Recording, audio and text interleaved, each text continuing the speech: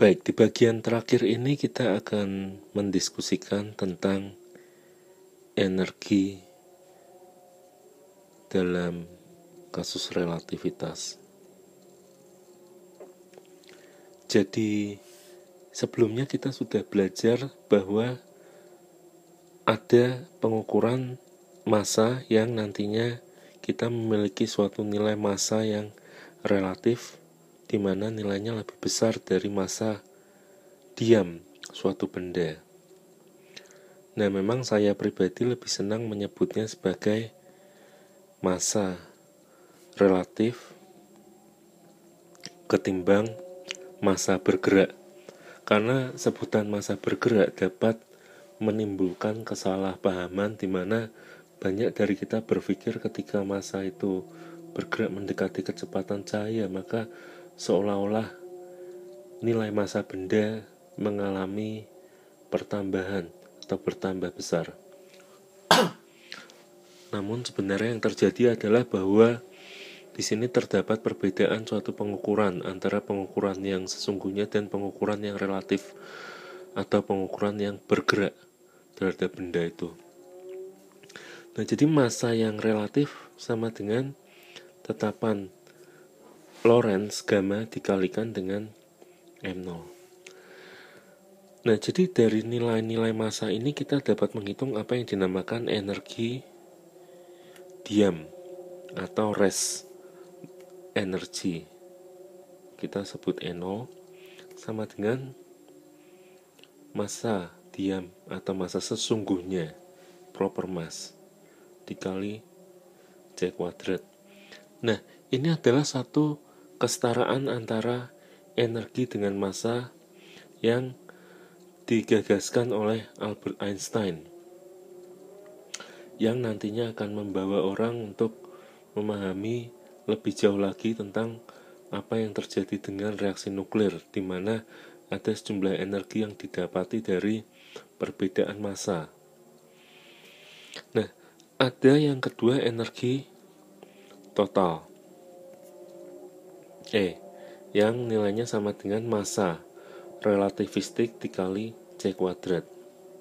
Jadi, ketika kita belajar relativitas khusus, ada energi-energi yang dikenalkan kepada kita. Nah, ini yang pertama energi diam, yang kedua energi total.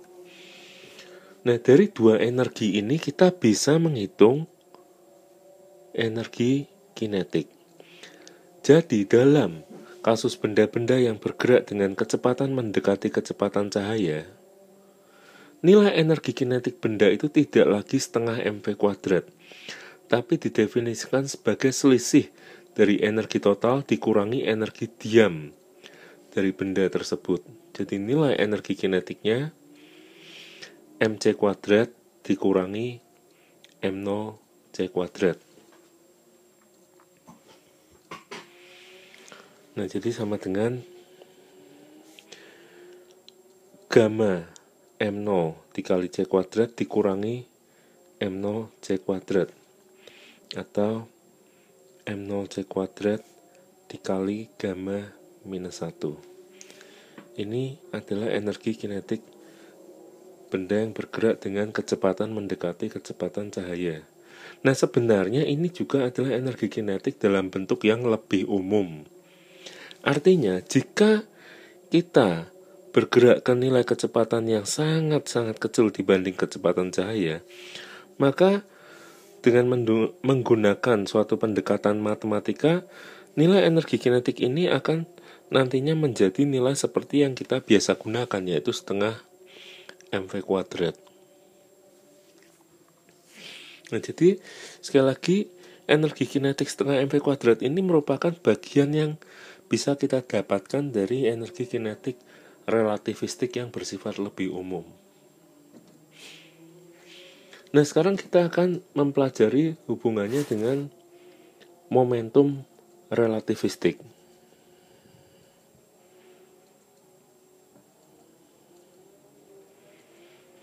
Jadi ini sama dengan massa relativistik dikalikan dengan kecepatan benda atau gamma m0 dikalikan v.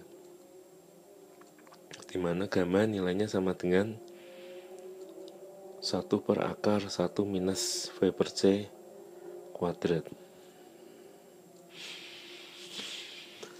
Nah, yang ingin selanjutnya saya perlihatkan adalah hubungan antara momentum relativistik ini dengan energi-energi yang kita pelajari tadi. Jadi, kita tahu bahwa energi total dari benda sama dengan M kali C kuadrat. Nah, sekarang kita coba kuadratkan kedua sisinya, jadi E kuadrat sama dengan M kuadrat dikali C pangkat 4. Nah, kita tahu bahwa massa relativistik sama dengan gamma dikali M0 atau M0 dibagi dengan akar 1 minus V per C kuadrat. Nah, kalau kita kuadratkan massa ini, maka kita dapati bahwa energi kuadrat sama dengan M0 kuadrat dibagi 1 minus V per C kuadrat. Nah, ini jangan lupa dikali C pangkat 4. Nah, sekarang kita akan sedikit mengutak-atik matematikanya. Jadi M0 kuadrat C pangkat 4 kita kalikan jadi begini, 1 dibagi 1 minus V per C kuadrat dikurang 1. Nah, supaya nilainya sama dengan yang di atas ini, kita harus tambah M0 kuadrat C pangkat 4. Jadi ini sama dengan energi kuadrat. Nah, kalau kita hitung yang di dalam kurung ini, saya tuliskan di bagian atas. Jadi energi kuadrat E kuadrat sama dengan M0 kuadrat C pangkat 4. Lalu yang di dalam kurung itu akan menjadi V kuadrat dibagi C kuadrat dibagi 1 dikurang V per C kuadrat, lalu tambah M0 kuadrat C pangkat 4. Nah, kalau kita lihat nilainya, maka yang di atas ini M0 dikali V kuadrat dikali C kuadrat dibagi 1 minus V per C kuadrat. Nah, di sini M0 dibagi 1 dikurang V per C kuadrat adalah massa tadi. Jadi kita dapat menuliskan kemudian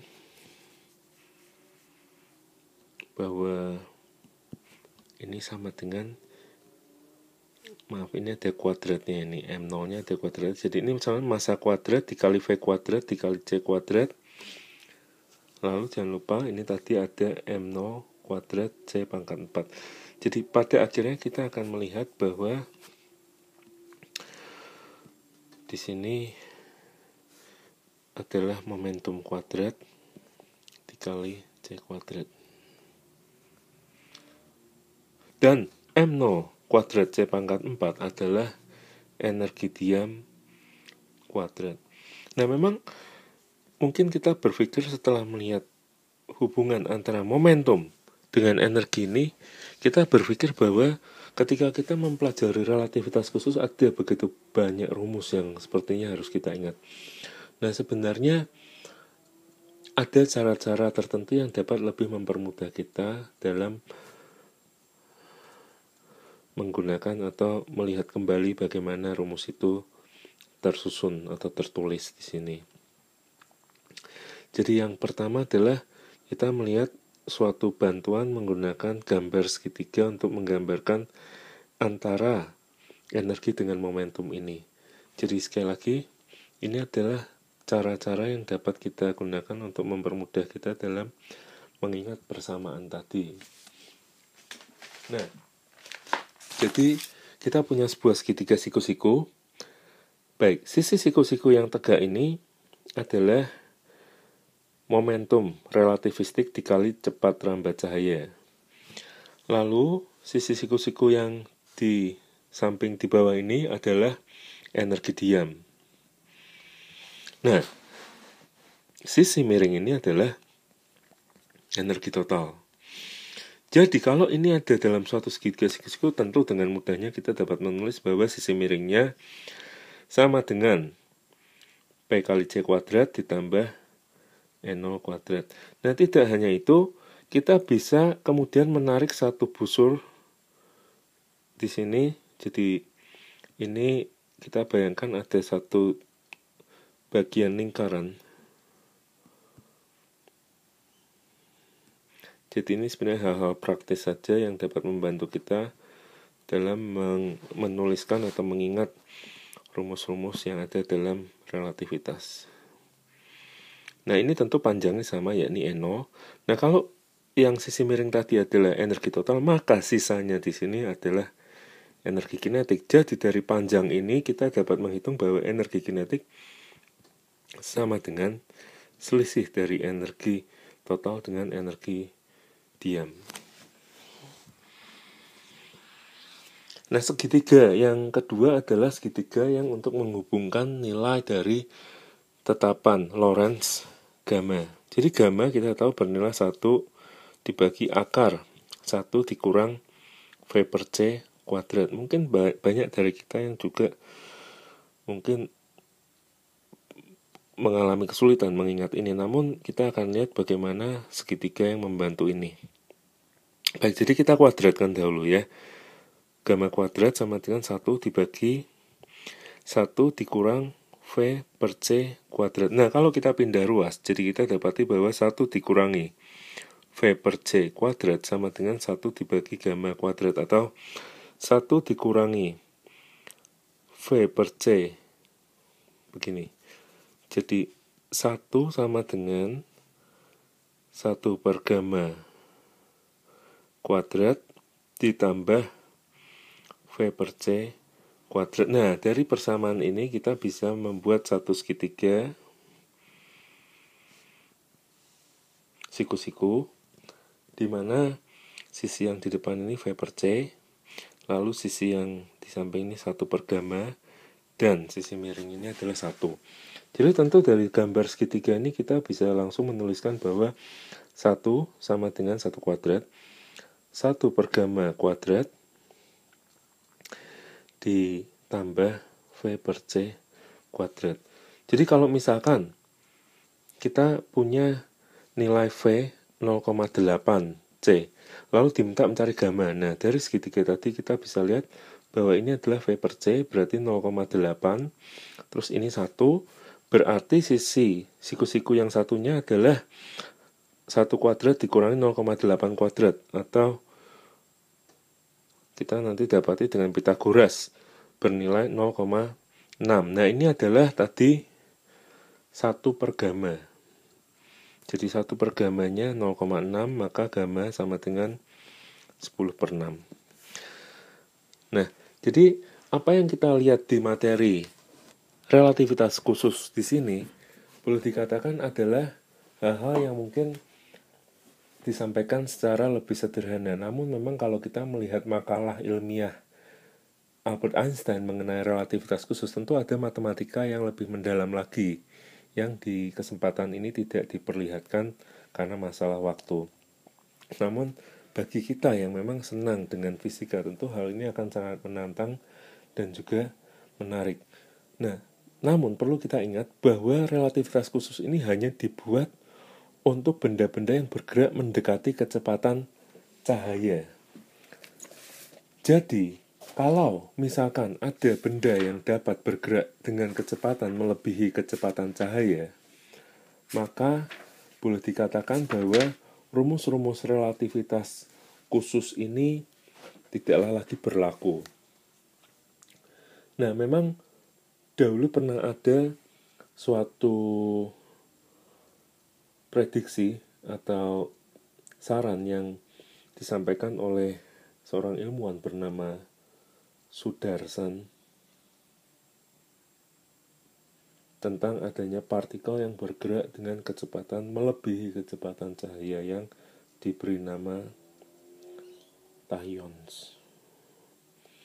Namun memang hingga kini kita belum dapat membuktikan keberadaan dari partikel ini secara eksperimen, di mana partikel tersebut bergerak melebihi kecepatan cahaya. Namun jika memang benar-benar ada partikel yang demikian, maka rasanya kita perlu memikirkan suatu teori lagi untuk benda-benda yang bergerak melebihi kecepatan cahaya.